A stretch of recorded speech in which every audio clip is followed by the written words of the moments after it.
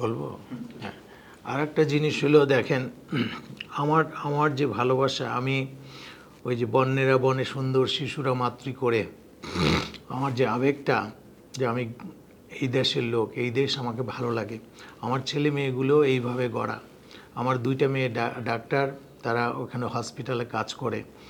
এদেরও আসার ইচ্ছা যে সুযোগ পায়, ভবিষ্যতে যদি সুযোগ পায় আমার মেয়েরাও এই দেশে এসে হসপিটালে বা এখানে ক্লিনিকে কাজ করে আমার জনগণের জন্য কাজ করতে চায়। তাদের সাথে আমার এর মধ্যেও কথা হয়েছে, ওরাও সুযোগ করে আমার এলাকায় আসবে, ইভেন আমার গ্রামে যাবে, যারা গরিব আছে দুঃখী আছে তাদের জন্য কাজ করবে। আমার ছোট মেয়ে ক্যান্সারের স্পেশালিস্ট এবং বড় মেয়ে ডেন্টিস্ট, সেও এই সেবায় কাজ করার জন্য যে কোনো সময় আসবে এবং দেশের জন্য সেবা করবে।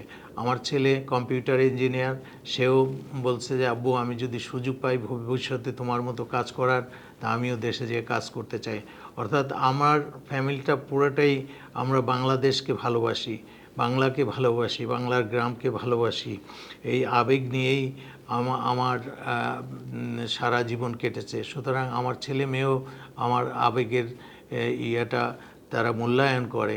ভবিষ্যতে তারাও সুযোগ পেলে দেশে এসে দেশের জনগণের পাশে কাজ করার ব্রত রাখে, ইচ্ছা রাখে।